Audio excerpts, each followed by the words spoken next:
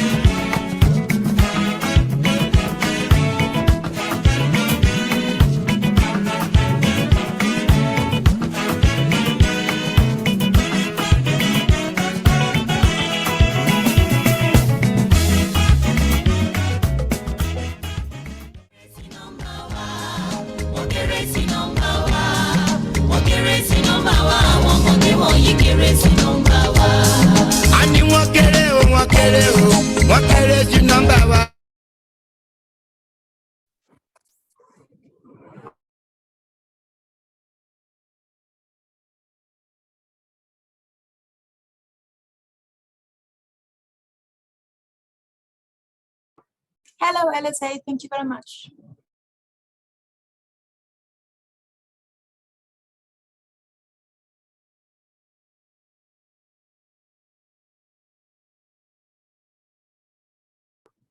Hello. Good to see you. Hola, Baju, Lasisi. Hi, hello. Hi, good morning. How are you? Oh, I cannot hear you. What's wrong with my audio? Oh, maybe it's mine. Let me check. Yeah. Can you hear me now? Can you hear me? Yeah. Okay, perfect. Then I hope you can. Wait. Now everything works. I had my sound off on my computer. Oh, okay, good. Not on Zoom. I was like, why my sound works on Zoom? But I didn't realize that. Of course, I can also mute my entire computer. It's so good to see you. Yeah, absolutely. Thank you so much for sharing yesterday. That was wonderful. Thank you. Yeah. Thank you for the opportunity also. Yeah, I see that Ruth is not available today, right? She will join in the chat. She will join in the audience. Hopefully, she said whenever her connection allows it. But she has to deal with load chatting today, and so it's possible that her internet will be completely erupted because there will not be electricity. And so this is why she asked us to take over as chairs. Okay. Hello. Yes. Hello. Oluseyi. Oh. Hi. Yeah. Can you hear me? Yes, we can. Okay. Thank you. So if you like, you can test sharing your screens. Okay. Just a minute. It says you cannot share screen while other parts. LSA, could you please stop sharing your screen so the panelists can share theirs? Right. This would be wonderful. Thank you so much, LSA.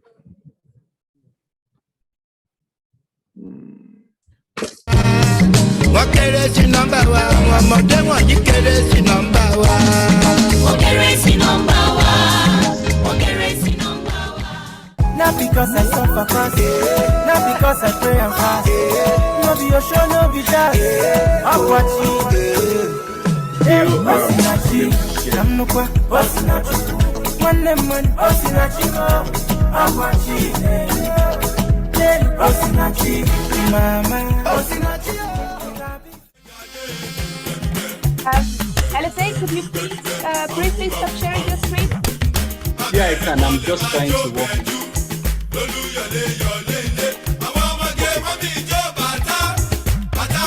I can share.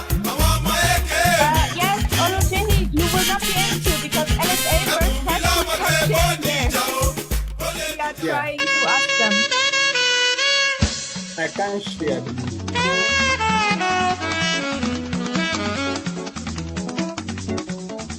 Just a minute.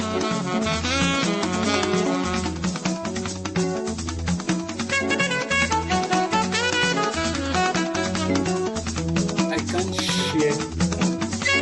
No, because LSA is sharing. I tried to respond by the chat, by direct message and general message.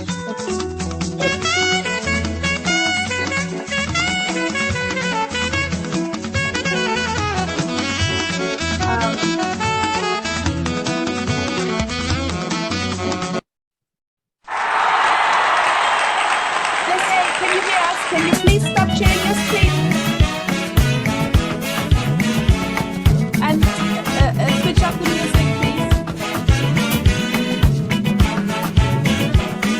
LSA, can you hear us? Please stop sharing your screen. Yes. Please. Thank you so kindly. much, LSA. Many thanks. Okay, now you can. Thank you. You guys see it? Can you see my screen? It's loading.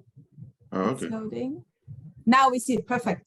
And you Perfect, want to go okay. to perfect full screen. Great. Thank you so much. Wonderful.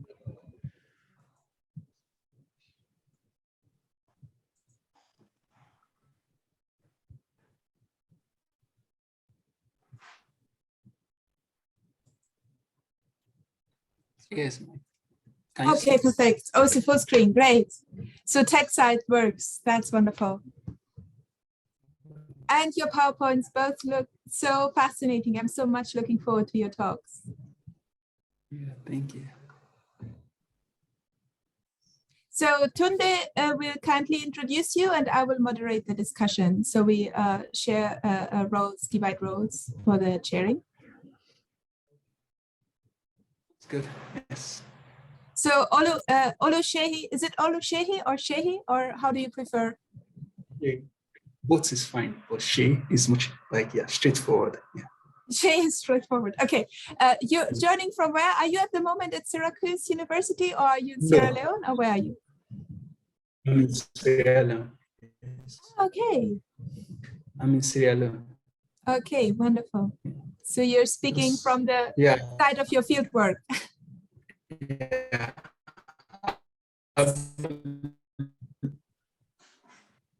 Yeah, from my field work is conducting the same research.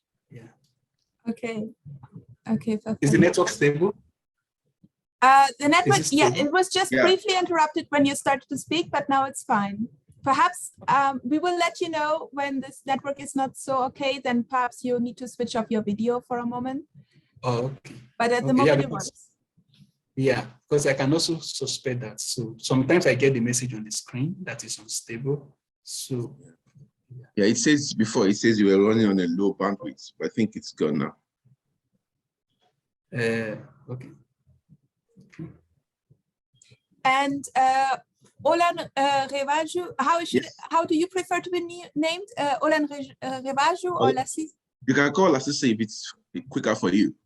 Yeah. No, I want to not the You want easy to way go? for me. Okay. I want it to be I mean, the nice way for you. So, I don't have a preference. Yeah, but you can call my first name or my last name. But if you want me to teach you how to pronounce my first name, yes, please. it's Olan Rewaju. Olan Revaju. Yeah, that's okay. Thank you, Olan Yeah. Revaju. Are you Yes. joining us from the US at the moment, or where are you at the moment? Yes, from the US. So we are in the morning right now. Okay. Yeah, we have multiple time zones here. Oh yeah, I know. Everyone's like from different part of the world. Yeah. And I must say, it's been a very interesting session so far. Thank you so much for putting this together. Mhm. You and Dr. Babalala. It's been good. Yeah, it was really, so exciting sessions. It's wonderful. Yeah. Like all the papers were so great and the discussions so rich and the audience was so very much involved. And so we're very, very happy and looking forward to 2 more fascinating, great sessions today, and to keep Mhm. this dialogue going. So, Absolutely. Yeah. All right. So how do I pronounce your own name? Yeah, is it Vera Simone? yes, it's well, the German version is Vera Simone, but actually, you know, since I'm usually in the international context, everyone pronounces it Vera Simone, and that's absolutely fine. Yeah. But it's Vera is Okay. enough. So the short Okay. version that I use is Vera. All right. Okay. It sounds good. Yeah. No, because I used to, when I was studying in Qatar, there used to be an Italian lady who was other Duranti Simone. So I think she's Italian. I think it's an Italian lady. So the pronunciation is different. So that's why I'm so curious as well. You know. Yes, actually, you know, in Italy, Simone is the name of a man, and Simona is the name of a woman. So here in Italy, everyone gets confused by my name because they're like, you have the name of a man. Hi, Tony. Good to see you. Hello, everyone. Can you see me? Yes. Yeah, good to see you guys. Thank you so much. And thank you for doing that, you know, such a very brilliant work. You know, I think the panel so far has been so very interesting, you know, very engaging and stimulating discussion so far, so good. I'm excited for the last two, you know, for today. Yeah. Let's see. So have they tried sharing their screen? Is everything okay? Yes. Okay. So we're waiting for Dia on Toye. I hope I pronounce it well.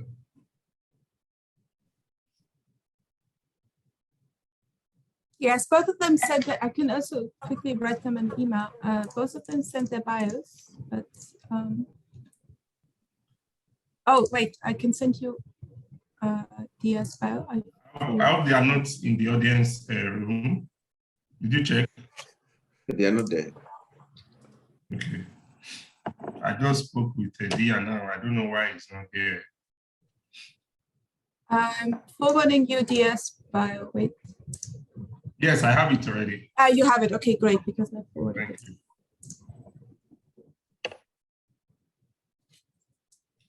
So I'm expecting more people today. It's still early morning in the US. It's yeah, I 7 know. It's still, yeah. You're on the West Coast, or where are you? Well, currently I'm in Arkansas, so I'm almost at the center. You know, yeah, but I'm supposed to be on the East Coast. That's where my university is. So. Yeah, because for the West Coast, it's really early, right? I mean, yeah, that's too early. Got 3 hours from that. They'll be like maybe 4 or 5 a.m. right now. Oh. Yeah, it's 7 a.m. for me. So that's already very early. Thank you for your determination. Of course. Yeah, that's one of the horrors of you know, having to have a conference of this large number of people online. You know, because I mean, our first panel we had our panelists are from I think 4 continents or 3 continents. You know, from South Africa, from US, and then from Europe. I think in the first session. So I think it's the same thing for almost all the panels. You have people from Australia, New Zealand, you know, so it's kind of hard to find a common time for everybody, you know. So that's why it goes all the way to 9 p.m. for us. 9:30, yeah.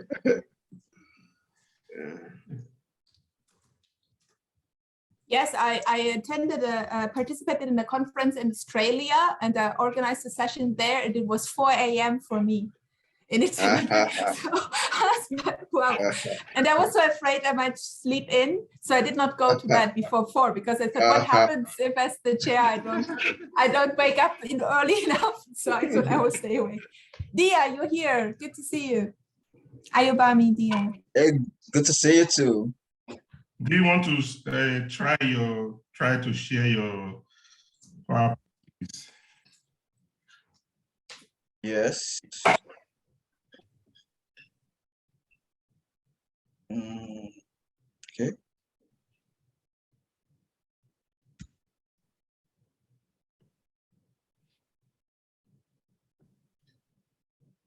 Okay. So is that a slideshow? Okay. Okay. Good. Awesome. Beautiful. Thank you. Yeah, welcome. So I think in total we have 4 presenters. So that leaves us with 15 minutes each for the presentations. And it will be awesome if you can stick to time so that we beat it to other people's time. Most of the time, the first 2 presenters do have the advantage, you know, and then the last 2 people, we have to rush them. So it would be nice if everybody can just try to stick to that time so that you are not interrupted, you know. So yeah, and it's actually nice from, if you have been following the last 3, we usually have very good conversation. And I think it's nice if we have at least 20 minutes for Q&A, because I'm sure there will be a lot of questions. And I mean, I'm not sure anyway, but I hope there will be questions, you know. So let's try to stick to time. Tuna, I just wrote to Otonye Ayodele an email that she can join to test her screen, but I haven't received a response yet, and I don't find her in the audience room either. Yeah, let's. We are 1 minute past. Ah, there she is. Wonderful. Oh yeah.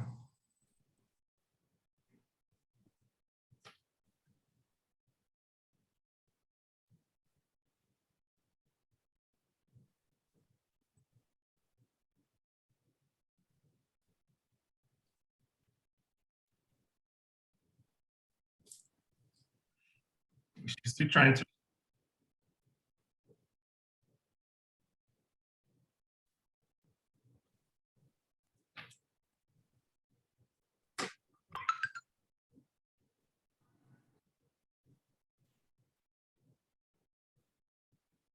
Hello, Otonye. Good to see you.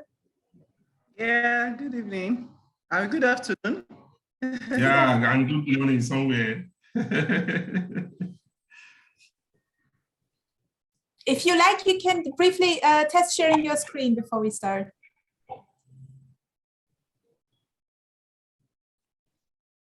Otonye.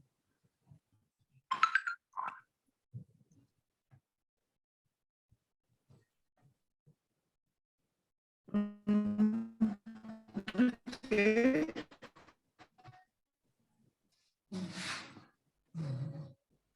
Awesome. Do you want to try to share your screen? Let's quickly test on that so that we can start now.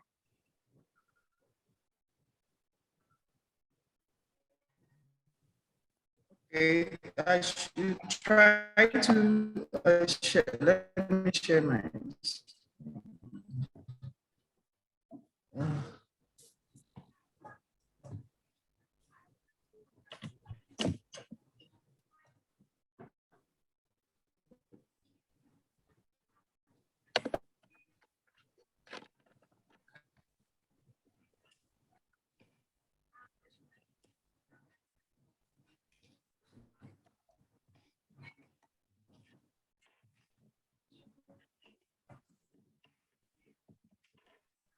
Are you able to? Okay, good. I see. Can you see me? Yeah, it's still loading. Can you see Still my coming up. screen? Can you see my screen? It's still coming up. We can see it now. Okay. Okay, that's fine. Thank you so much.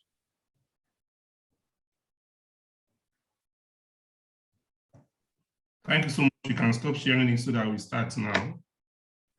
Okay.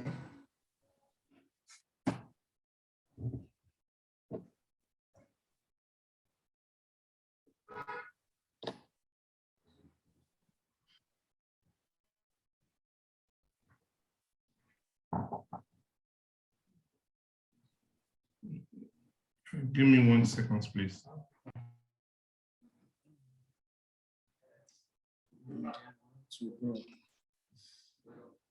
All right, I think we have to start now.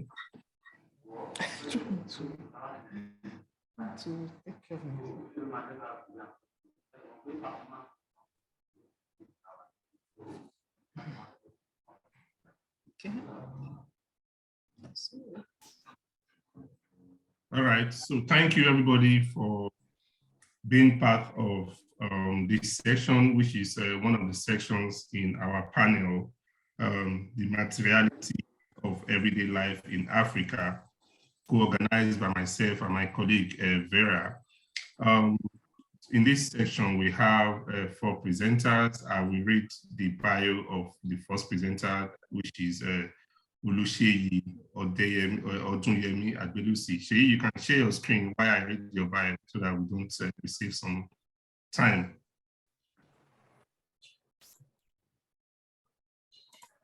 Archaeology, with a concentration in archaeology at Syracuse University, upstate New York. He is a Syracuse University graduate fellow and a 2001-2022 Mellon ACLS dissertation completion fellow. Oluseyi is writing his dissertation entitled British Anti-Slavery, Trade and Nascent Colonialism on the Freetown Peninsula in the Age of Revolution, which reveals the impact of British anti-slavery policies and trade network on household social organization at Regent's Village during the early colonial period, 1808 to 1896. His research interests include Black studies, Afro-diaspora, Atlantic studies, African archaeology, African history, and archaeological conservation, and cultural heritage studies. Sheyi, the floor is yours.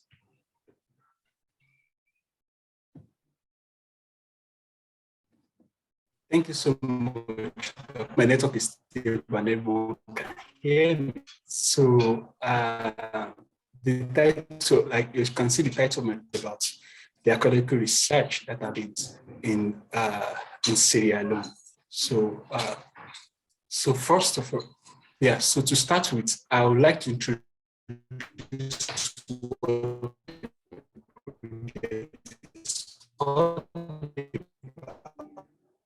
basically the way I frame to do with British analyzing, exchange and trade realities.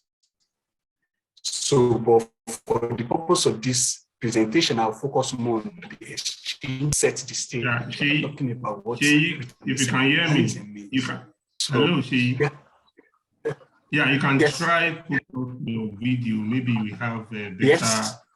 You can try without your video so that maybe we have better audio because we really can't hear you. Can you just put up your video and they have? Let me switch the network. Okay. Just a minute. Sorry about that. I understand the challenges from where you are coming from. Let me just try this. Okay, I'll switch off the video. Okay. And after your presentation, then you can put on your video. So maybe that will enhance the quality. Okay. Just 1 minute. Yeah. Just a minute. Okay, so let's start. Okay, so sorry about the break in traffic. Can you hear me better now? Yes, please. Okay, all right. So as I was saying, this project has to do with British anti-slavery. So what do I mean by British anti-slavery? So what I mean is that it's about putting an end to the transatlantic slave trade. So what does it mean to end the Atlantic slave trade? And what is the role of the British Naval Patrol, the British Parliament? So as you can see on the screen here, this is just a medal to commemorate the end of the slave trade in 1807. So, and this will be very crucial to the life of the liberated Africans that I'm going to introduce today in my presentation. So this is just images of slave vessels that are being intercepted on the West Atlantic Sea. So this is the location where those slave vessels have actually departed. And then this is the number of people that were actually liberated on those slave vessels by the British Naval Patrol. We don't know where they come from in terms of identity, but we just know their coastal origin, where they left. And there are 100,000 of them that ended in Sierra Leone.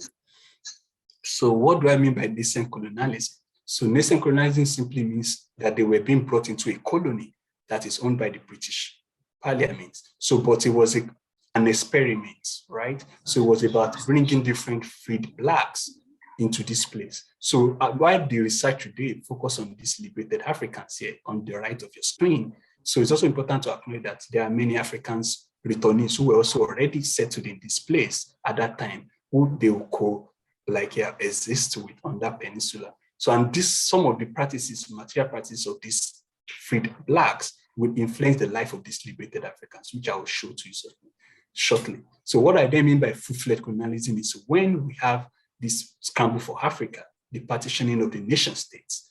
That is when we can then talk of colonialism in the full sense. So what came before is known as nascent colonialism. So for those who are not familiar with West Africa, this is Sierra Leone as a country. So, and this is the peninsula where these liberated Africans were resettled.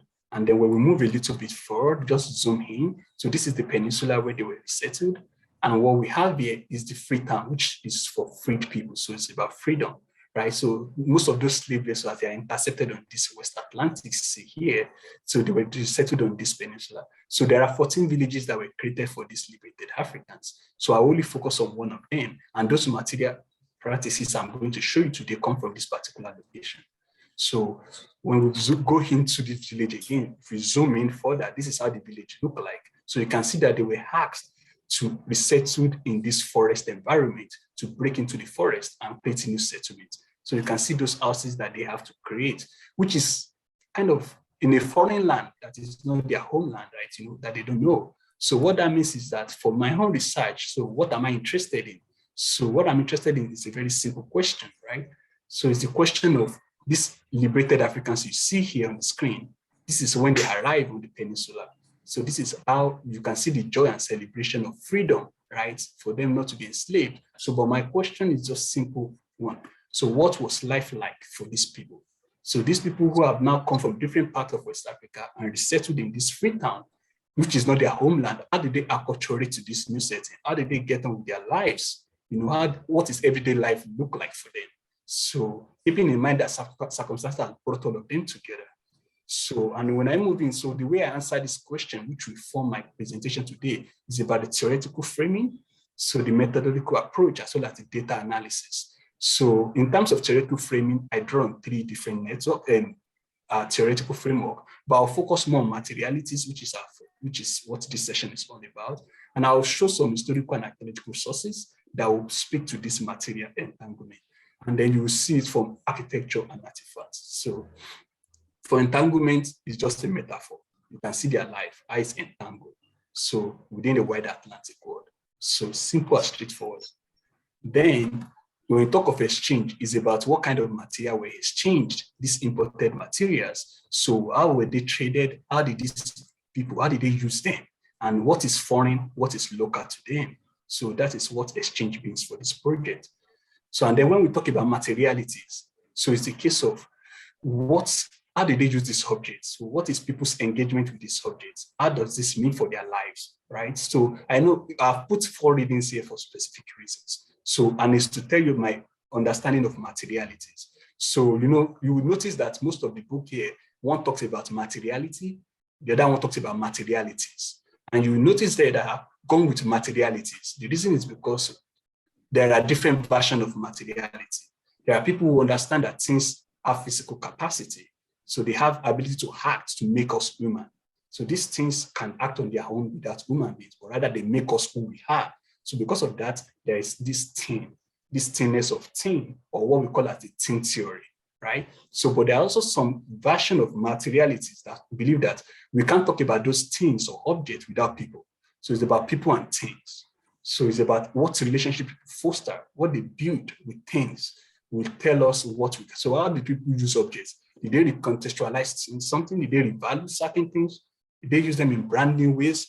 Or did they change? Or did they use them in familiar ways? And that is how I define my own materiality. And I follow the trend here from the book here by Professor Gudina and Paul Sander on materialities of rituals in the Black Atlantic. So if we then move forward, so what do we mean by materialities in the archaeological records? So this is architecture that you see in Freetown here at Regent Village. So what you see here is the village. You can see the architecture that this liberated African lived in. So these are also architectural patterns in Barbados in the Caribbean. You can see the marked similarities there. And this is also slave cabins in the United States. So this is from New Orleans, and this too is from Virginia. So you can see that these people who never saw the Americas lived in houses that look similar to what they built in the Americas. So why did they have to live in these kind of houses? This is where the influence of the Nova Scotians, the Maroons, and the Black Poor comes in. So this is how they built their own houses when they returned. So not losing sight of North America. But what is interesting for me as materiality is concerned here is how this liberated African, how did they use the space around these houses? So what is foreign to them, this house structure, how did they engage with this thing? How did they use them in terms of spatial analysis, social organization? So, and that's where the issue of yard space comes in. So what is yard space? So yard space is somewhere that binds this architectural structure itself. So how did these people who live in social groupings, right, who live in compounds, how did they learn to live in individual houses? And what does a yard mean for them? So if you then go to the archaeological record, so we excavated 2 of the house lots and we found these trade materials there. So these exchange materials. So you can see all of them are exchange materials because even when they are local, they didn't produce it. They bought them from neighboring communities because they could not produce something. They didn't bring anything to that colony. They came empty-handed, right? So the only thing was just to get on with their lives. So what we then see is that these are exchange materials. So how did they use this? What kind of relationship did they build with these materials? So, and this is where we come to the issue of contextualization. So in the yard area, you see glass bottles. So you see the way they discard. So you see them even in houses, in storerooms. And when you see this kind of thing, these are liquor bottles that you can see here, but they were kept in complete good form and reduced to keep other kind of materials. So they repurpose some of these things, using them maybe to sell or to keep other content apart from liquor or medicine or Western medicine. The same thing applies to the materials you also see that they use within the yard space. You see imported ceramics that will be modified. So what they do is they modify those imported vessels to create what we call as gaming piece in North America. So if you go to the Caribbean or you dig sites in the United States, you see this kind of materials which archaeologists have interpreted as gaming piece. These are gaming pieces. So I found 3 of them in the archaeological records made from both local and imported ceramics. But what you can see the implication. So whether they are gaming piece here or not, it remains to be seen.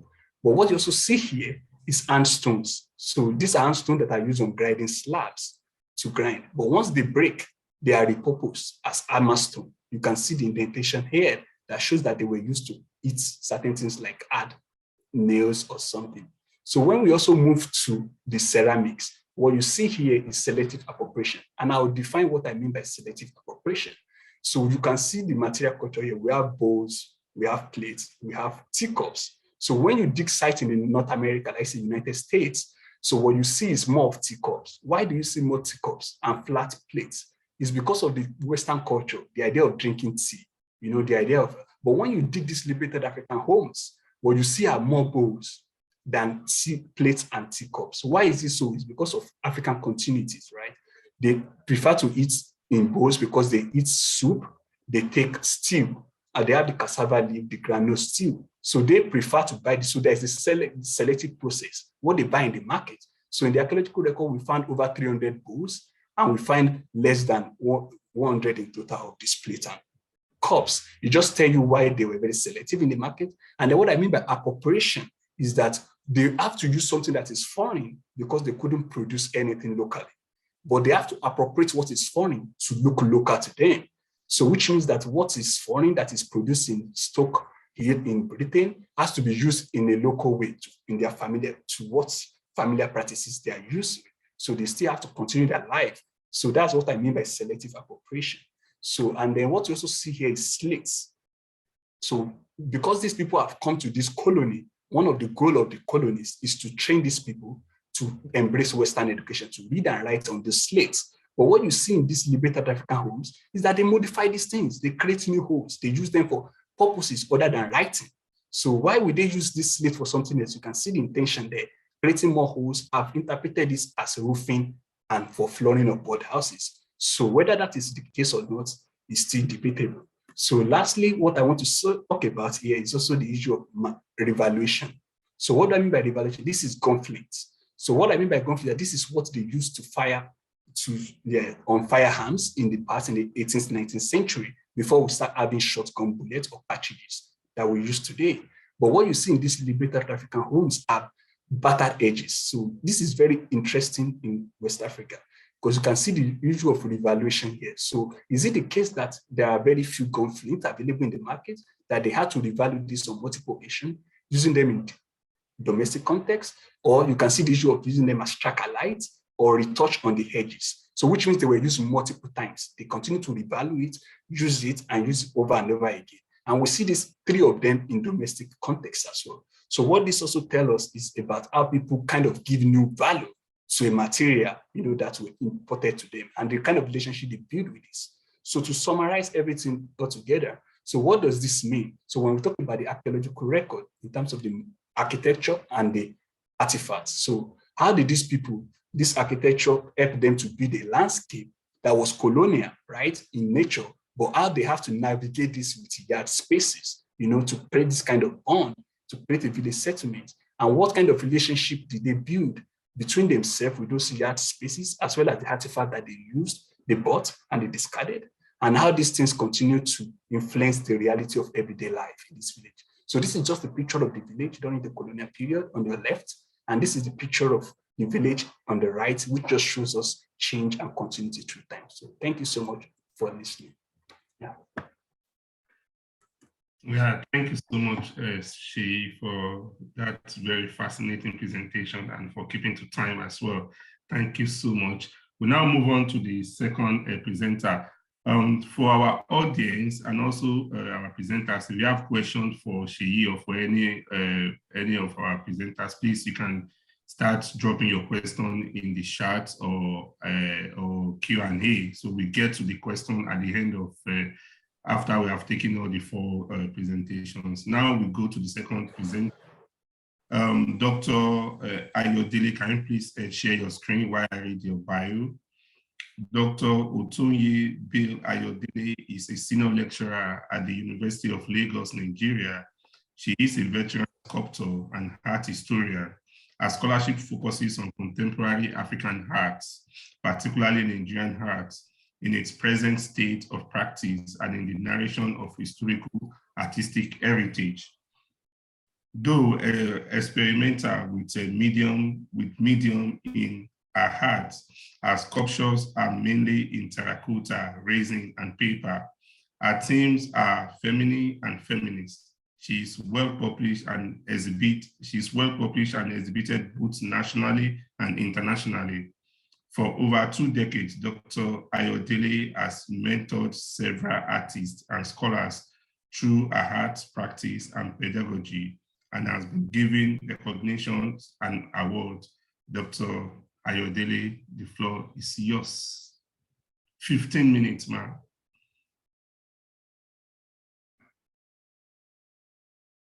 You are muted. And can you put your slide on slideshow?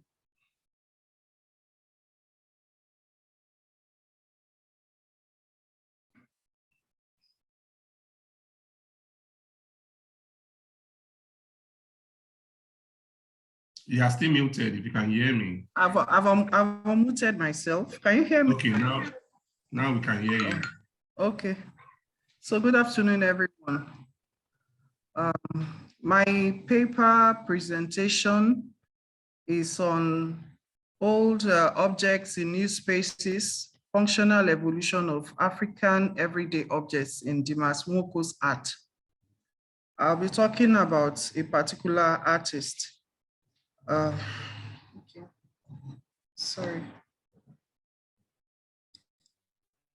So in historical, traditional African communities, the objects we consider as art today were regarded as part and parcel of daily living.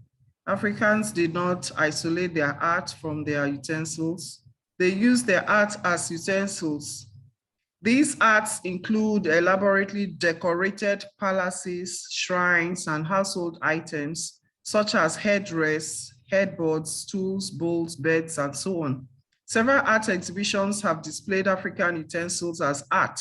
Such exhibitions justify African traditional utensils as having aesthetic and formal qualities, and apart from being culturally significant, have aesthetically developed like other sculptural forms.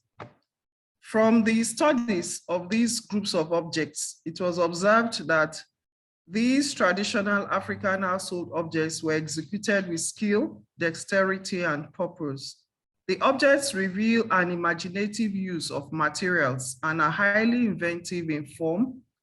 From historical records, African utensils such as pottery and tools, like the ones in the picture here, were made from metal and stone and were recorded to be embellished with motifs that are considered elements of artistic forms then and today.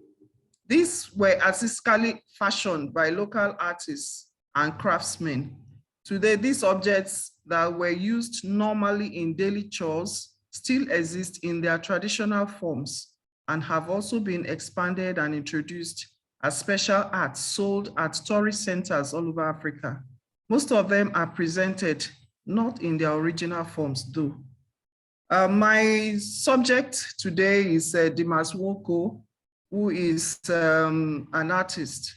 There's so much about Dimas Nwoko actually that it's not something I can even put in a whole day's talk, because so many books have been written about Dimas Nwoko, theses, researches have been carried out on his works. So, but briefly, Dimas Nwoko has been practicing art for over 60 years. And from what I've written here, he has done so much, but I'm going to just look at a little bit of what he has done in this paper, in this presentation. He has done paintings and so many other things. I'll just read here. The immediate challenge that confronted post-colonial Africa was the revival of valuable traditional culture while retaining the positive values and impact of Western culture on African society. Dimas Nwoko, born in 1935, is one of the earliest academically trained Nigerian artists who rose to the challenge. For about 60 years of art practice since 1959, he has innovated and promoted his style of art and architecture, which is a fusion of both traditional and modern culture.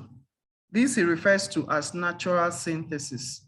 Dimas Nwoko, by the way, Dimas Nwoko is also one of the founding members of the Zaria Art Society, which is known as it's also known as the Zaria Rebels, because they actually rebelled against the colonial type of art training and set a new style, a new movement for Nigerian art.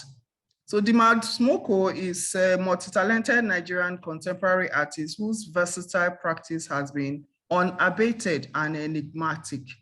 As an African prince, he also drew largely from a very rich traditional culture from his father's palace.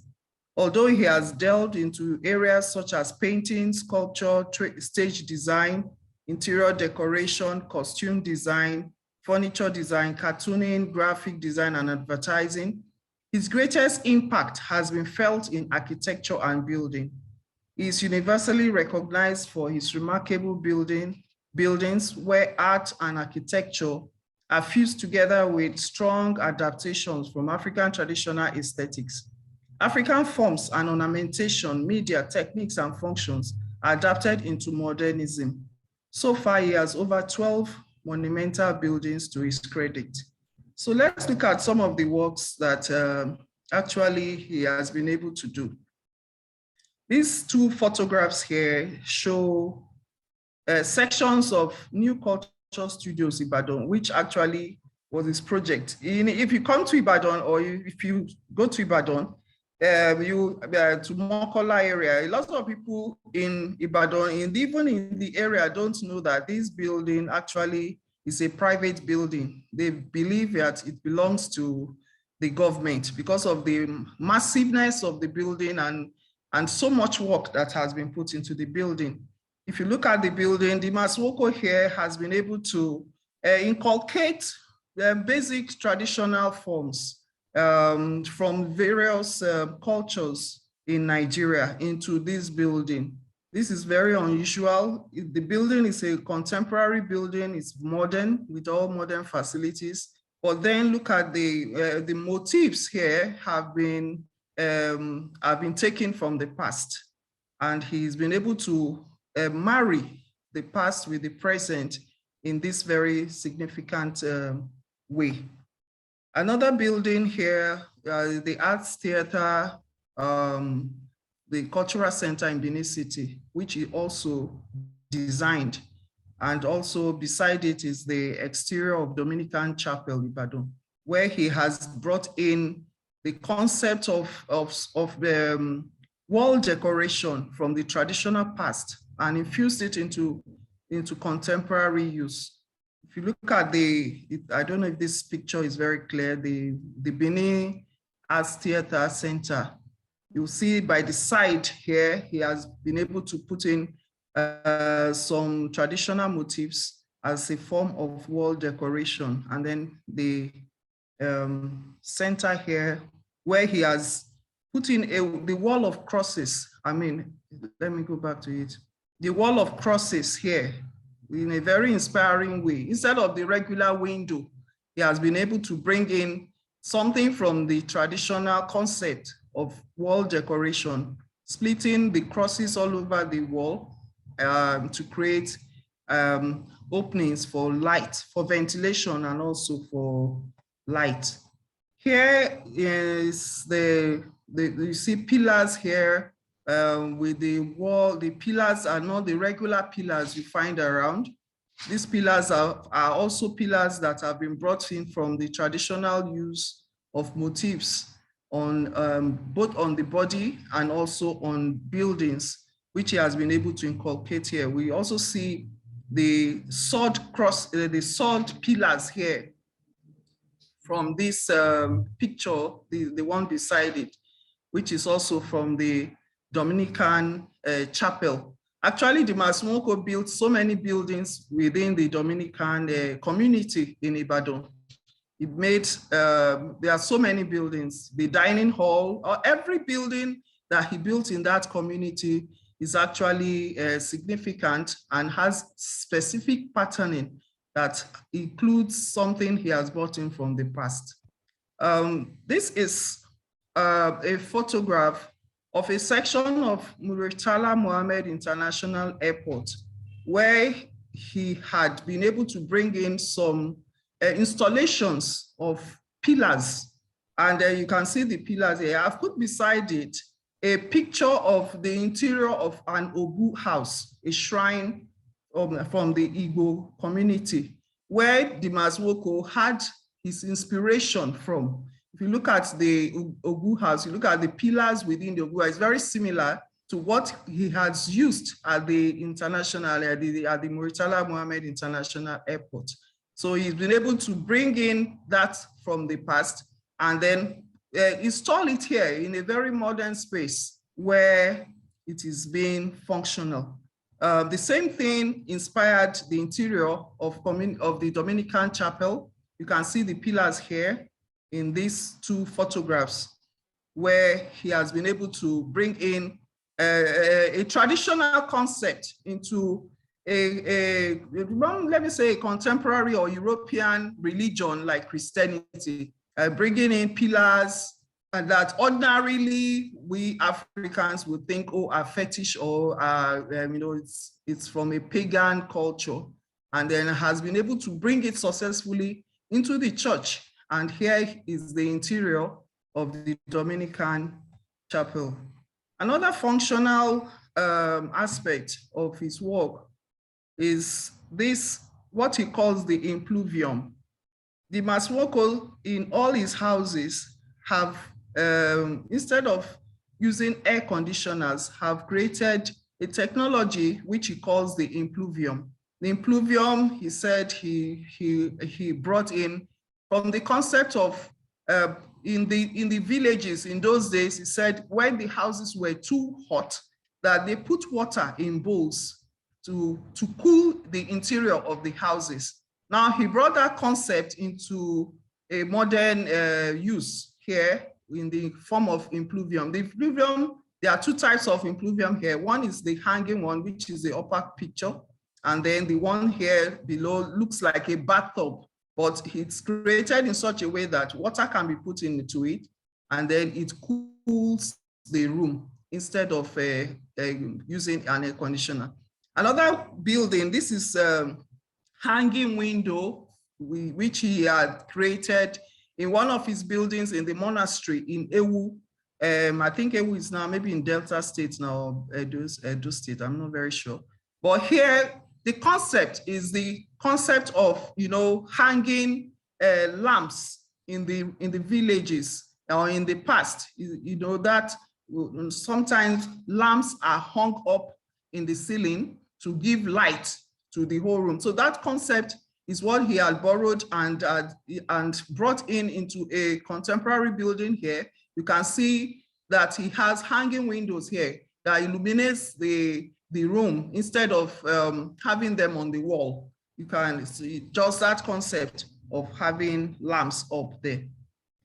Other things that he has brought in here, you have see furniture.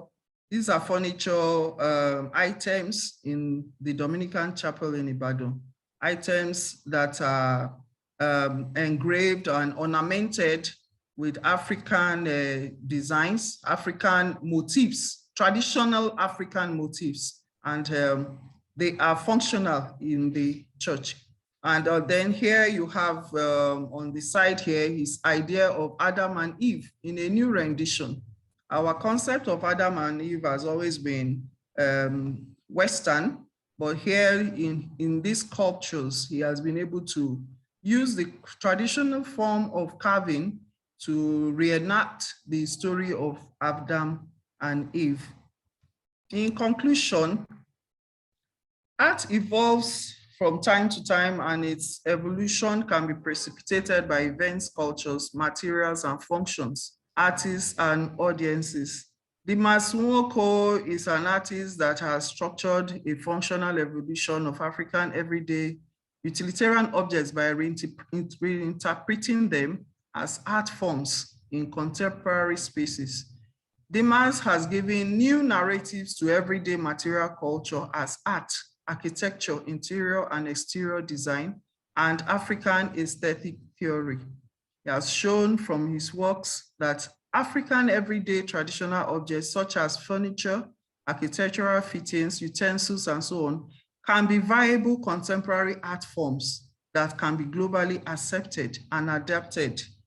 And this will serve as a model for further aesthetic negotiations in African material culture. Here you have Dimas Nwoko in the past with his another sculpture of Adam and Eve. This is a much younger Dimas Nwoko, and the older Dimas Nwoko is even more old now. It should be about 87 rather. So he's older now, but throughout his life, he had been committed to actually creating a new type of art that brings the past into the present to create a new form for African culture and art. Thank you. Yeah, thank you so much, Dr. Ayodele. Thank you. I'm done. Yeah, thank you for the fascinating presentation. Thank you. We'll come back to you, and there are questions dropping already, but we'll come back to take the questions later. I will now go to the next presenter, who is Dia. Dia, please, could you share your screen while I read your bio? Ayobami Samuel Dia received his BA and MA in archaeology from the University of Ibadan, Nigeria. He was the graduate attaché at the British Institute in East Africa in 2022. Ayobami's research interests include historical archaeology, archaeometallurgy, cultural variation and adaptation, and indigenous technology. Dia, the floor is yours. Unmute yourself, please. Thank you, Dr. Abidemi, for that short bio. And good day, everyone. I'll be presenting European imports and ritual in modern Ile-Ife. The presence of European merchant and explorer on the coast of West Africa ushered in deluge of European imports, such as textiles, glass beads, cowries, and we have glass bottles, amongst others. Over the years, this import funneled through aspects of daily life of West Africans, altering and transforming the culture of consumerism and everyday practices. The recent archaeological work in Obafemi Awolowo University in Ile-Ife, southwestern Nigeria, reviewed the presence of European bottles within an iron smelting context. In the rest of this presentation, I will discuss first the archaeological context that yielded the bottles and their origin and production. Then I will talk about how the European gin bottles represent materiality of ritual practice on one hand, and then the hybridization as well as improvisation of European materials in everyday life of Ile-Ife people between the 19th and the early 20th century. The site confirm is located northern section of Obafemi Awolowo University, Ile-Ife, which this site has been plowed for decades of years. An archaeological investigation was carried out on an iron smelting mound on the site. It was conducted with 4 2x1 test pit excavations in December 2019. The result of the excavation revealed that the topmost context is characterized with high concentration of iron slags, tuyeres, and fired clay fragments. These cultural materials defined this topmost layer as a iron smelting horizon within which these European glass bottles fragments were recovered. These European glass bottle fragments and 2 radiocarbon dates from this context put this layer in about 19th to early 20th century. I will now go further to discuss these glass bottles. They were recovered from the site. A total of 426 glass bottles were recovered from the smelting context. The parts recovered were 409 body, 2 rims, 4 neck or shoulder rather, and 13 base fragments. Based on the shape, style, and the color of the glass, at least we can say we have about 15 alcoholic bottles at the site.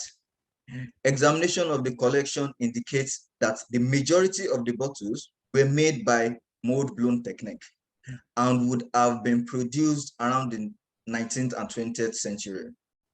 Some of the fragments contains letters and ship embossing that serves as producer's identity, that is the producer of the alcoholic bottle. In fact, from the assemblage, an incomplete fragment was recovered. On it, it has an embossment of a capital letter H and KE. These were oriented respectively at approximately at the center and diagonally towards the right of the recovered fragment, as we can see here. So this is the KE and the H. Because of this fragmentation, we did what's it called? An illustrative reconstruction to better understand how and where the trademark was positioned on the bottle. Also, with the help of historical glass bottle researchers, such as Bill Litzing and the rest of his group, the trademark was actually matched with that of C.W. Ewick. And C.W. Ewick is a German company known for the manufacturing of alcoholic glass bottle in Hamburg, in Germany. This company was operational from 1862 to about early 90s. And then this observed trademark was further cross-referenced with a similar bottle type for sale on eBay. eBay is an online store for buying and selling. And on eBay, we found out that there were two sellers of this similar bottle. And it was noteworthy of the importance of this bottle that was stated by the sellers. The first seller stated, and I quote, "This bottle was purchased on the beach in Lagos, Nigeria, back in the 1990s. Local divers retrieved these bottles from the ocean floor, then sell them. Back in the 1990s, back in the 80s, this bottle would have been full of gin and typically traded for goods and slaves." The second seller said, "This bottle was drenched in Niger River from the west coast of Africa. The gin it once held, sometimes could also be bitters or spirits, were among European goods sold to African traders involved in Atlantic slave trade." The period of manufacture of gin bottle by C.W. Eric Company coincided with when Ile-Ife and other West African communities were experiencing high influx of European goods and increase in demand for European alcoholic drinks. As such, the beginning of this period saw the importation of most alcoholic drinks from Germany. In fact, Van den Bleksleg has estimated that a total of 84,258 hectoliters of gin was imported to West Africa in 1889, though there was a decline in about 1939 to about 2,610 hectoliters. This influx around this period would definitely have been affected by some factors. And the factors that could highlight are the incorporation of the hinterland of Yoruba into the colonial state of Nigeria during this period, and the imposition of European colonial rule around the ending of the 19th century. These glass bottles imported has affected the importation and consumption of European alcohol by the hinterland of West Africa. This importation and consumption of European alcohol has impacted different aspects of African culture and tradition. The use of alcoholic drinks as libation in ritual practices related to indigenous technologies such as iron smelting is not uncommon across Africa generally. Several ethnographic and ethnoarchaeological studies have documented the importance of alcoholic drink in ritual processes. The intoxicating power of alcohol is sometimes associated with the supernatural power of the gods. The ritual practices associated with iron production, for instance, in Yoruba culture, is often accorded to the patron god Ogun, which is known as who is known as god of war and iron, and some cases as the pathfinder. The ritual can be carried out at different stages of iron production. It could be during the smelting, could be during the smithing, it could be at the beginning of the process, could be at the end of the process. But in a typical iron smelting context, after the use of alcohol in the worshipping of Ogun, the containing vessels, most likely glass bottle, is disposed carefully for safety at the work site. Definitely, this could have been the case of OAU Confirm, the site I'm talking about. Is that the glass bottles being disposed could have been with the iron slag debris, which explains why the glass fragments were in association with the slag fragments. The rituals because it's necessary to ask the question of ritual, the European alcoholic gene of European gene in ritual practices in West Africa. How was this practice made before the contact with the European? So this leads us to iron working rituals before the European contact. Now, it is noted that the paraphernalia of Ogun worship consists mainly of what was believed to be his favorite. So, as such, we have early historical narratives that gives account of the use of palm wine, which is known as Ogun's favorite in the worship of Ogun. So the question rises, what changed the taste preference of the deity Ogun? And were the European imported gene replacement of or their addition to the use of palm wine in the worship? So this will bring us to the aspect of understanding ritual change. So I use Laura Greenow's approach to African rituals to understand this change, this ritual change. This approach has been very influential to archaeologists in the way we conceptualize the material practice of rituals. A model to understanding African ritual as a strategy that seeks an outcome is important in understanding the place of ritual in iron smelting process.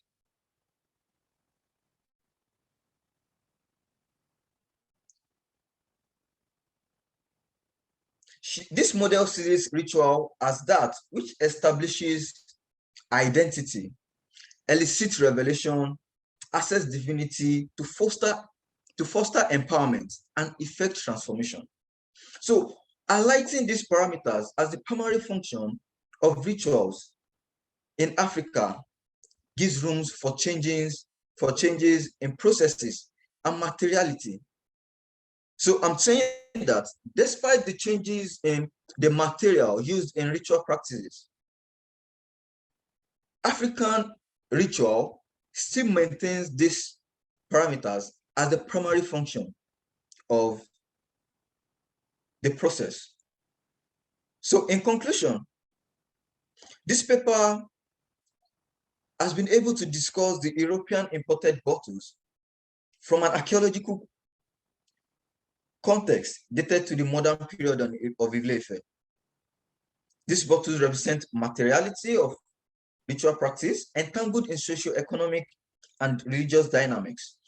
The bottle indicates material evolution, adoption, and improvisation, or let's say hybridization. We should also note that this process, this change, is not restricted to the period between the 19th and 20th century. The replacement of indigenous drinks, such as palm wine, with European alcohol is evident in contemporary ways of life. For example, in everyday life of Africans, we practice a form of libation in the pouring of a little alcohol on the ground to the deities and ancestors. Also, rituals and libations are still being made with palm wine on the ground, even in the place of worship of Ogun in today's society. Hence, I could say, as discussed by this paper, that the influx of European goods into the West Africa had battered new ways of life, which we could see in the consciousness of ritual practices and its materiality among the Yorubas. Thank you for listening. Yeah, thank you so much, Dia, for the presentation and for keeping to time. Yeah, I'm sure there will be questions for you. That's so interesting and fascinating. Yeah, now we go to the next presenter in this session, who is Lanrewaju Lasisi. Larry, can you go ahead and share your screen while I read your bio? Lanrewaju Lasisi is all but dissertation doctoral candidate in the anthropology department at the College of William and Mary.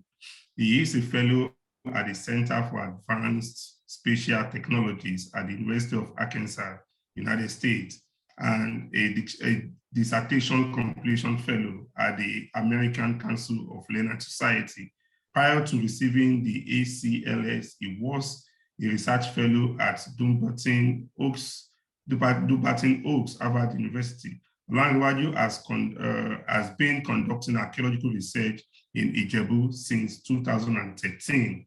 His research has been funded by the Warner Gray Foundation, National Endowment for Humanities, Washington Explorer, and the US Ambassadors Fund for Cultural Preservation.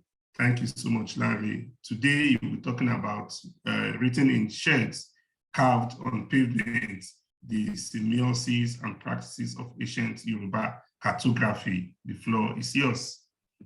Thank you so much for that introduction. Without wasting time, I will just go ahead with my presentation. This paper examines the multiplex function of pavements. It shed light on how pavements served more functions than architectural aesthetics.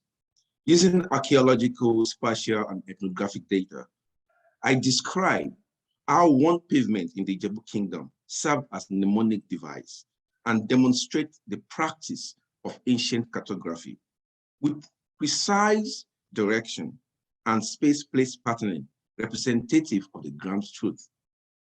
This paper suggests that pavements found across West Africa might have served more purposes than earlier thought.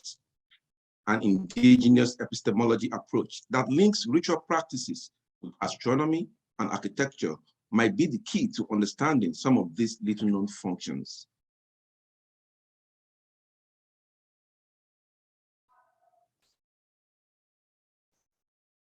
Cartography, as a science of map making, is beyond drawing with pen on paper. The science of map making is one of the oldest forms of human communication, and it goes as far back as the earliest development of human cognitive process, using semiotic and symbolic representations to convey meanings. In ancient Mesopotamia, clay tablets were used to document spatial data. The landmark of Katauyuk in Anatolia, Turkey, is a wall painting of the town and is dated to over 8,500 BC. Maps thus predate writing. By the second millennium AD, maps had become mobile as travelers used them to navigate across the landscapes and the seascapes. These more recent maps were of papyrus and are drawn with directions and bearings in mind. With the progress made in representing the landscapes over the past 2,000 years, from papyri used by ancient empires to the GIS maps of the digital age, there is an inclination to neglect the cartography of other ancient cultures with no writing as a means of communication. I share Ali and Woodward's definition of map as an illustration of the spatial relations, actual or symbolic, of a place, an event, or a concept. This encompassing definition of maps blurs the artificial divide between literate and non-literate. A culture that did not develop writing as a means of communication is not excluded from the knowledge of making maps, since spatial maps only need to show spatial relations.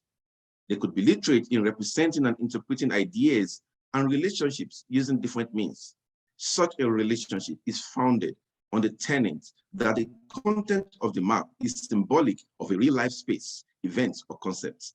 This is true of all kinds of maps, either paper, tablets, digital, or painting. It is in this understanding that I examine the indigenous cartographies of the Yoruba, using their indigenous epistemologies and material cultures. To begin with, the Yoruba, like other indigenous cultures, communicated ideas and made abstractions with material cultures, particularly through wood, terracotta, and metal.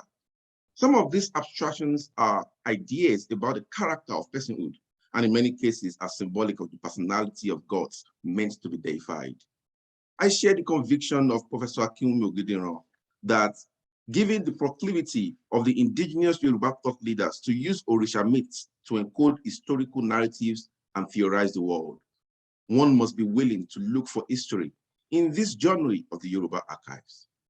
It is in this purview that I examine the abstractions of pavements.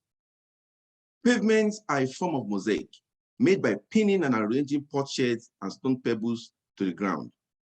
Pavements have been found across West Africa and are generally interpreted as architectural flaws. Examples of pavements found in Nigeria include, but are not limited to, those of Ile-Ife, Ilorin, Ibadan, Oyo, Benilafia, Diama, and other areas.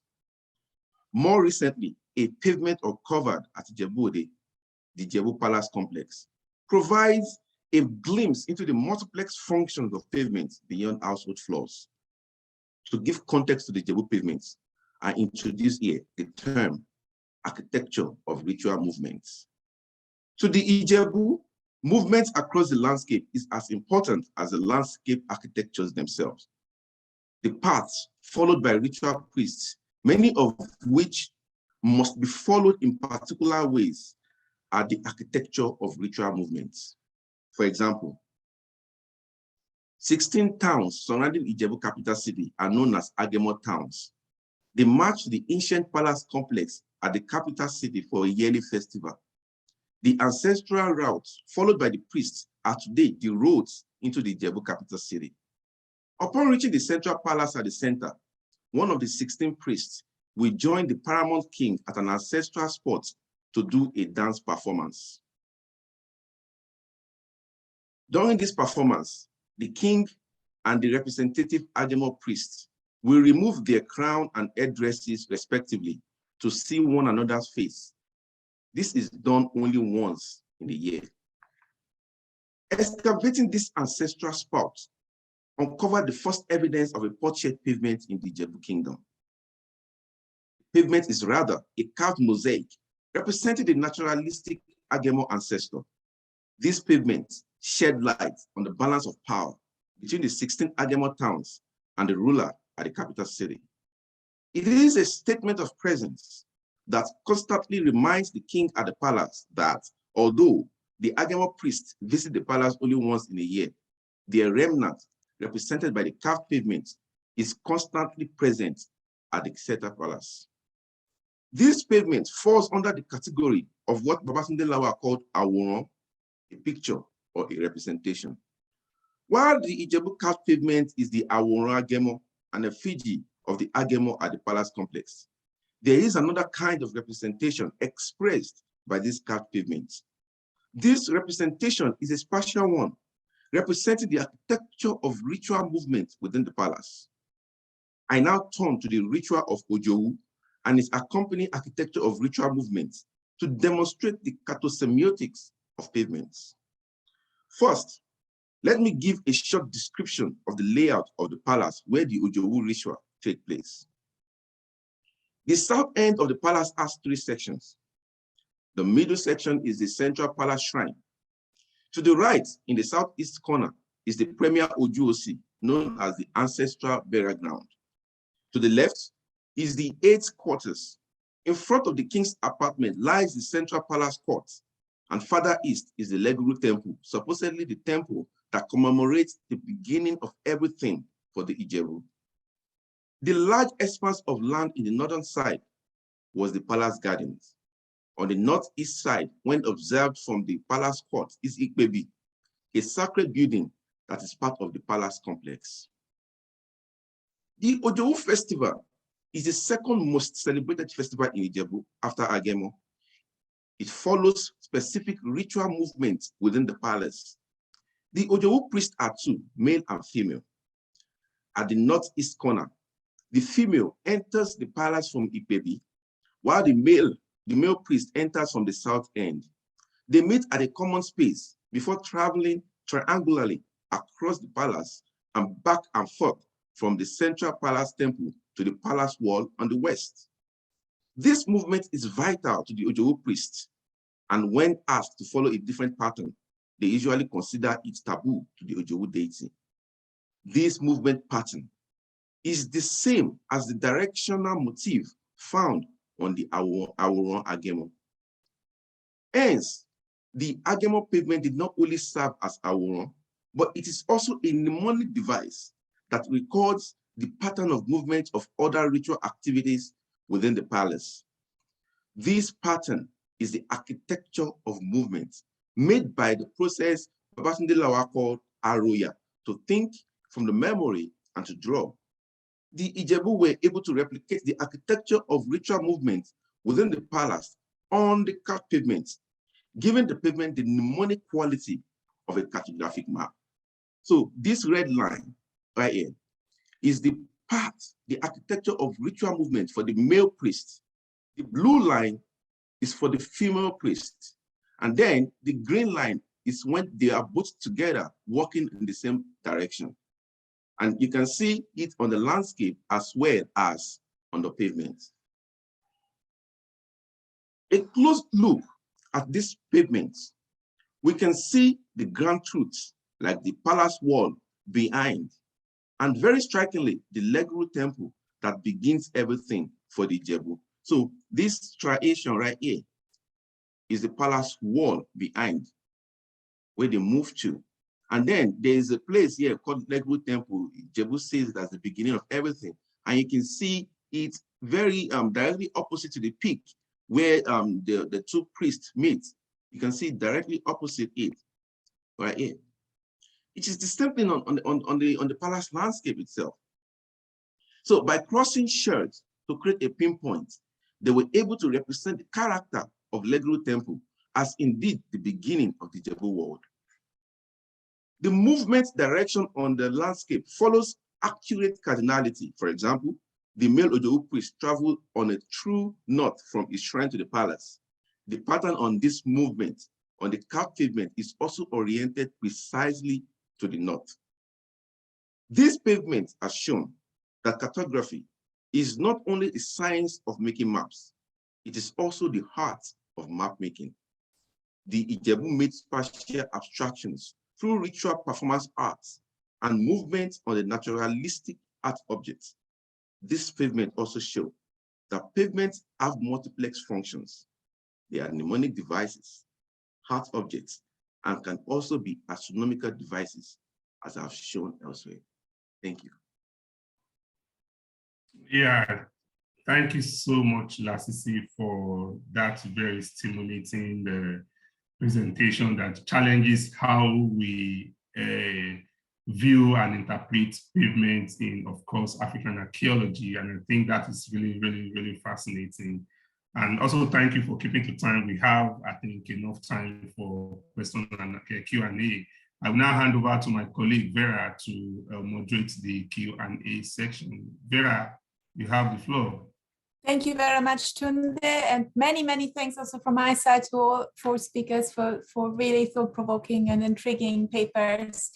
It was a really rich session, and I'm sure there are many questions. I ask everyone in the audience to either write your question into the Q&A box or into the chat box, or you can also ask LSA if they can unmute you, let you unmute yourself.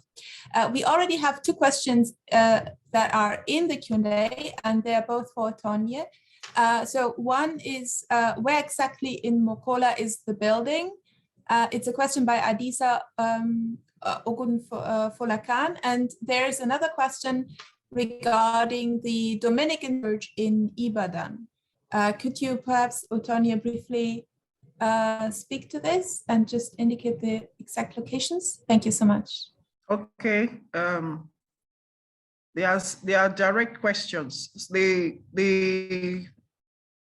building in Mokola be located from opposite the road going to Premier Hotel. It is very easy to find. I can't remember the exact name of the street, but the street one of the streets directly opposite the entrance to Premier Hotel is leads directly to the place. Once you get to that area, it's so easy. They call the building Cultural Center. They don't even know it is the Masmoko's building. They call it Cultural Center. So if you just ask all around that area for cultural center, then anybody would direct you to the place. Then for the community, for the Dominican chapel is within the Dominican community at Samonda, not far from Ventura Cinema. So it's so easy to locate. The Dominican community is a very big community now with so many buildings. I think there's even a university there. So it's so easy to locate. And some of the Masmokos buildings are also in the former SS Peter and Paul space at Bodija. So it's very easy to locate. Thank you. Many thanks, Tanya. And we have now a question by Tunde, please. Yeah, thank you very much. To give our audience some time so that they can ask their question. So yeah, my first question goes to Sheyi. Thank you so much for the stimulating presentation. I think I like this idea of understanding the relationship between the foreign and the local, you know, how the architecture became foreign, but the spatial management and use was kind of local. And also this understanding of how the people actually, you know, adopted, you know, new culture and kind of improvise and they reintroduce it into their new spaces. It's fascinating to me. But I wanted to ask, is there any evidence? Because I think you kept saying in your presentation that, oh, everything was imported, this was imported because they came with nothing, they met nothing, and they had to import everything. Did they make anything at all, you know, somewhere along the line, you know, rather than just importing everything, you know, as you see? I mean, maybe it's just an obvious question anyways. Can I go ahead and ask Dr. Ayodele to, all right, so for Dr. Ayodele, thank you again. I think I enjoy your presentation, and I'm kind of fascinated with how you talk about Nwoko's work, you know, in public space. Yeah, in the public space. So I was wondering, because it seems it brought, you know, things of old, like in your title, you know, ancient things into the public space. And considering how heavily religious our society is, was there any form of contestation, you know, or struggle, you know, for Nwoko to kind of introduce or inject this type of ancient old motif, you know, a very kind of open, I mean, for example, in the case of the church and other places, you know, having the image of Adam and Eve, you know, didn't the religious people, Catholic, you know, find that really offensive?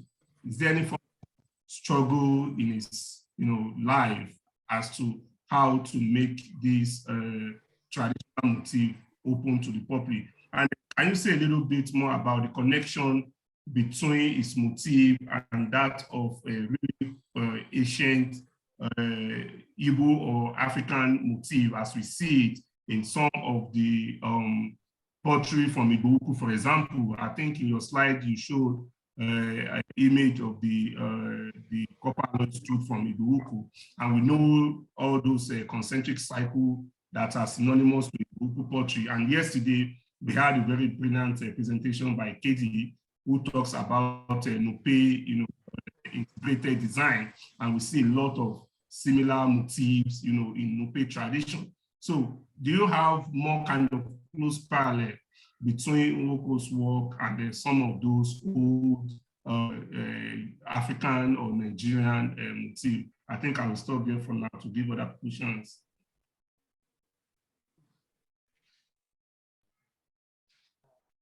Can go first. That's fine. Can you hear me? Okay, all right. So just to make sure that my response is clear. So yes, I did mention that, yeah, most of the materials that are there point to exchange rather than local production. So the reason why I say that is because we don't have any evidence of local production from the archaeological records. So I surveyed the entire village. There was no evidence of maybe iron smelting sites, ceramic production, and even in the village, the locals cannot remember any place where they were producing something locally. So, but the thing is also that when I look at the census as well, 1831 census, there was never any craft, like a local craft created. Like most of them were laborers. They were just working for penny. So the only thing that they crafted is how to make stones, those sandstones, those stone bricks to build houses. So are they carpenters? So that was the trade that they learned from the colonists to become sawyers, mason makers. So they didn't produce something locally like iron smelting or the likes. But the only thing I can say is that even when we look at those local materials, what they point to is like they were trading with neighboring communities. So like the Timni, the locals who were producing things locally. So they had the opportunity to be able to trade and bring those local materials to complement the imported goods. And then the reason also why there is no much production locally is because that they were supported by what we call the Liberated African Department. So the British set up an institute that used, so most of those imported materials were supported, were taken from slave vessels and given to them free of charge, right? So they give them to support them to settle down, to live and generate their life through that. So in that case, sometimes they were given, they didn't even have to buy or even themselves. So, but later on, when they were able to settle down, we see evidence of trade coming in, but most of those materials were supported by them. So we don't have evidence of local production from the archaeological record and archival records. Thank you, wonderful. And Otonya, perhaps? Okay. Okay, can I come in now? Okay. For your first question about if Dimas Nwoko faced any opposition, of course he did. Of course he did. In fact, there are some cases where he had to abandon some of the buildings that were actually contracted to him because of the disagreement between him and the owners of the building. They did not allow some of his innovations, on such buildings. So he had to abandon those buildings. For the case of the Dominican community, because so many buildings it was a complete evolution of works at the Dominican community. He actually worked on so many buildings. In the case of the Dominican, Dominican community is actually Catholic. And at the time Dimas Nwoko was working at that place, there was a new trend of the Catholic Church trying to bring in some local, trying to sing, it's like a syncretic movement within the church to harmonize the local culture with the church. So they permitted a few things. I think because I've had interviews with him, there were actually more things he wanted to do, which they did not allow him to do. So he actually had some opposition. They probably would have done more, but he had to just be limited to some of the things.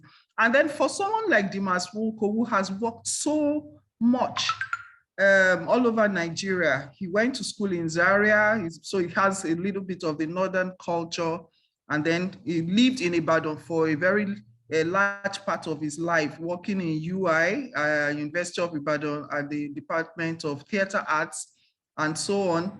And then coming from an Igbo background, he's from the Delta Igbo stock, so Anioma also. And then coming from an Igbo background, he's bound to bring in a lot of things, not only from one direction.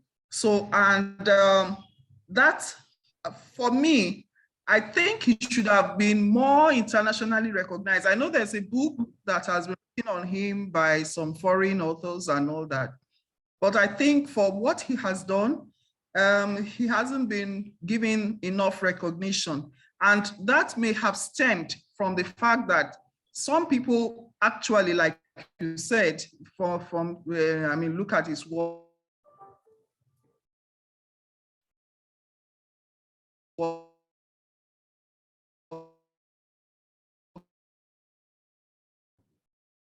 Oh, Tonya, I think your connection is a bit unstable.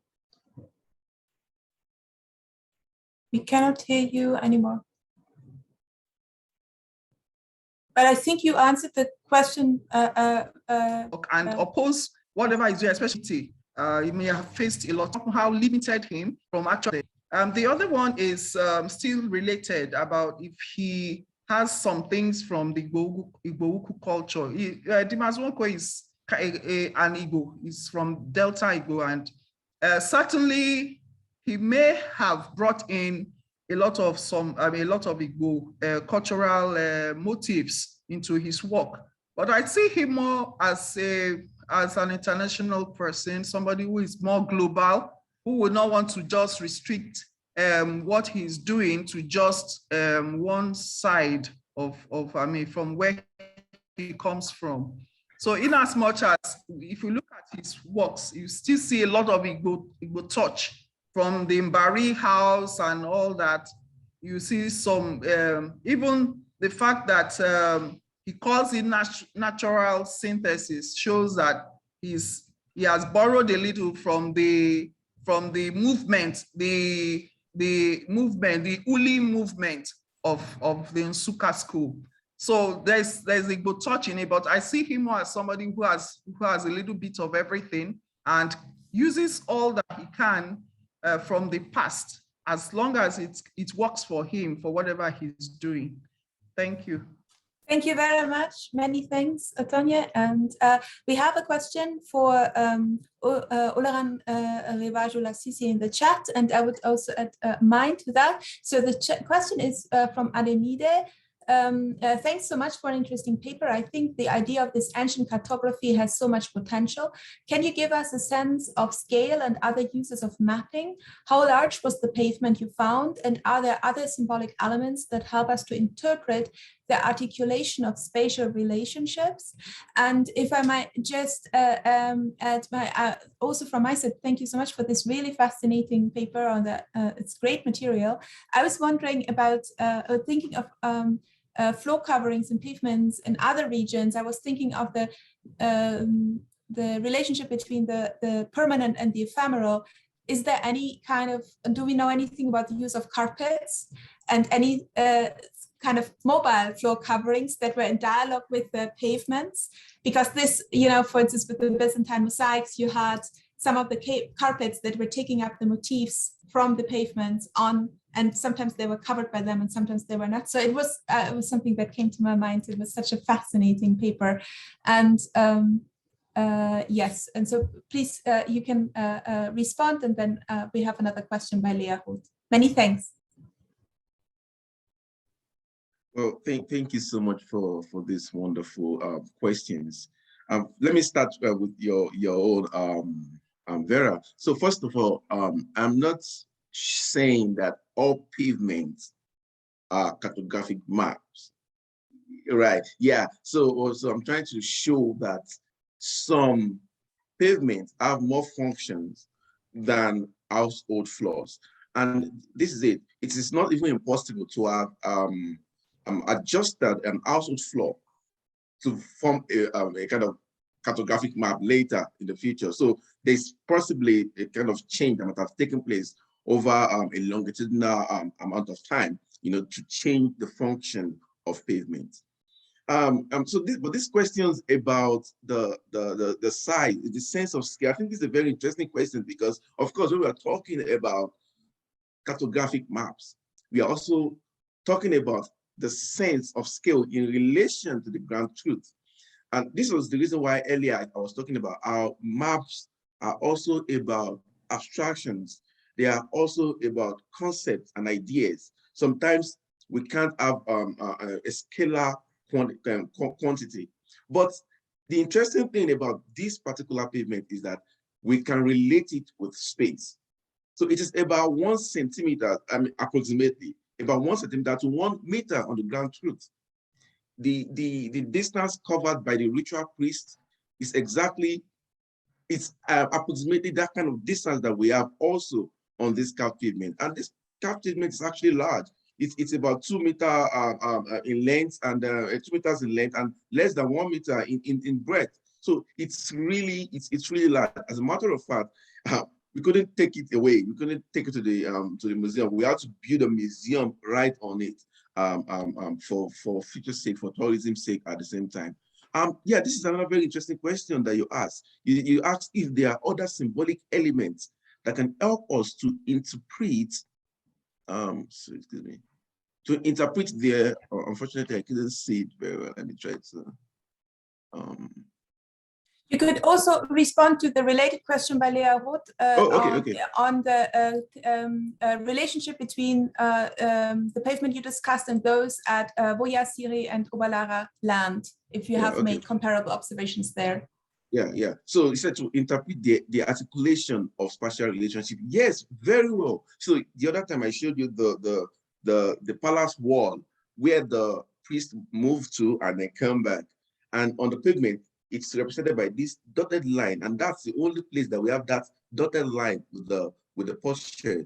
But interestingly, it's also the Leguru temple, in which the temple defined as the beginning of everything, and on the pavement is represented by this crossed shirt, and it is absolutely adjacent to the place in which the two priests meet in real life, and at the same time, it's what we can see on the pavement also.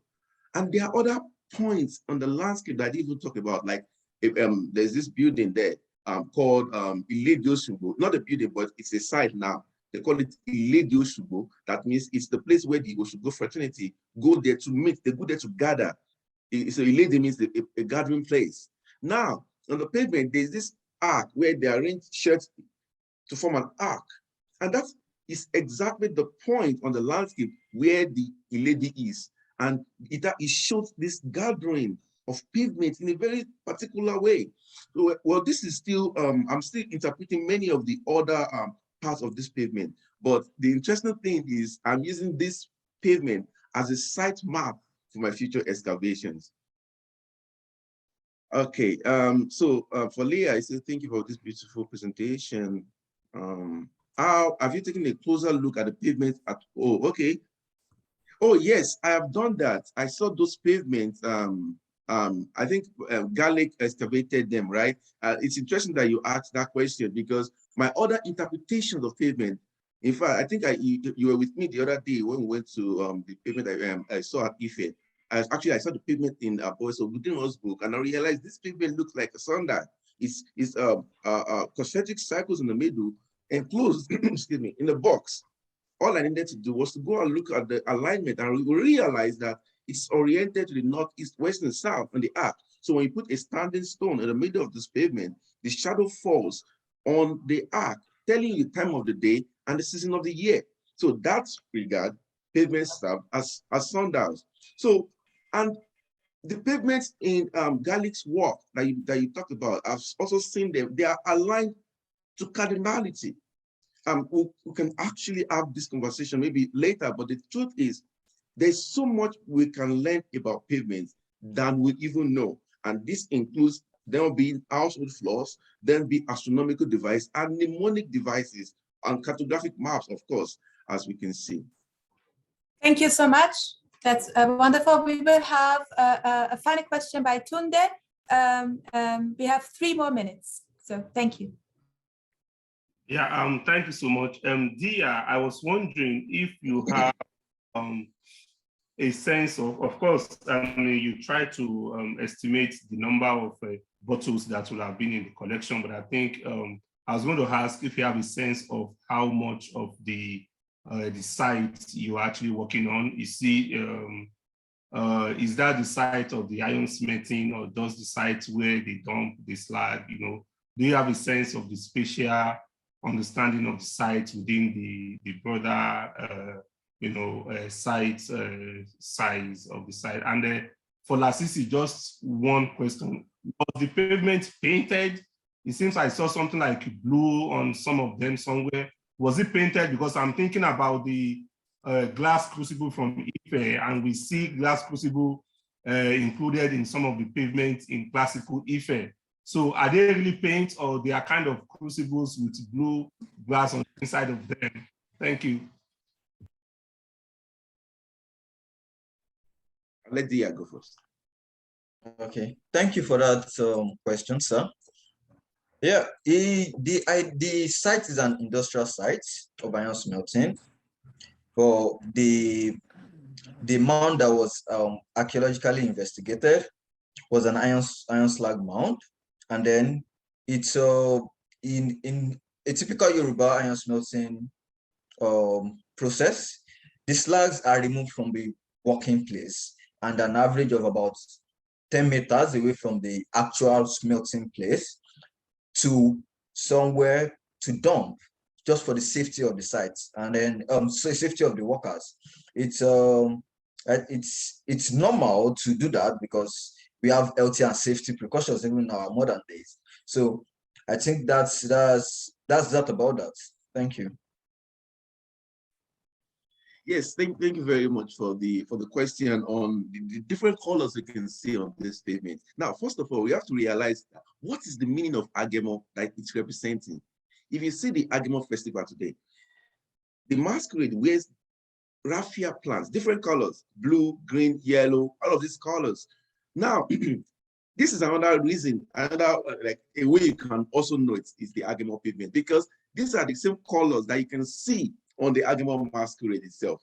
And I've not seen, honestly, I've not examined the very structure of this pavement to tell of how it was made, crucible, ochre, or whatever. I've not checked that, but it's just in terms of the symbology as of now to show this variation, this complex, the coming together of all the 16 priests at one point at the palace. And that's why the carved pavement is more, it's itself playing an active role. It's a non-human agent that demonstrates the balance of power within the palace complex, and colors, different colors brought together this very idea of Ijebu, or the Awujale, who is the king at Ijebu, not being authoritative, over the rest of the Ijebu kingdom, but there's this balance of power through the colors on the pavement itself. Wonderful. Thank you so much. This was another really thought-provoking panel. Many, many thanks to all 4 speakers for their brilliant presentations. I'd have had more questions, but I'll send them to you via email. And we will continue this conversation. We will even continue with the topic of pavements now in the last panel. And I invite all of you to come back to panel number 5 in this series of panels that I have the very great pleasure to organize together with Tunde. It will start at 5:30 p.m. Nigerian Lagos time, and will kindly be chaired by Bolaji Oboseni. And we will start with a talk on pavements by Leah Roth, and we will have a presentation by Tunde on copper alloy objects from the Lower Niger region, and then further presentations by Anna Helfa, Shronisani Nechia, and by Rukayat Usman. So you're all very much invited to join us then at 5:30 today for the final session. And many, many thanks again to all 4 speakers for their great presentations, and to everyone in the audience for your participation and your questions, and very much looking forward to continuing this dialogue. Many thanks, and many thanks to LSA too for kindly hosting this. See you at 5:30. See you at 5:30. Bye. Bye.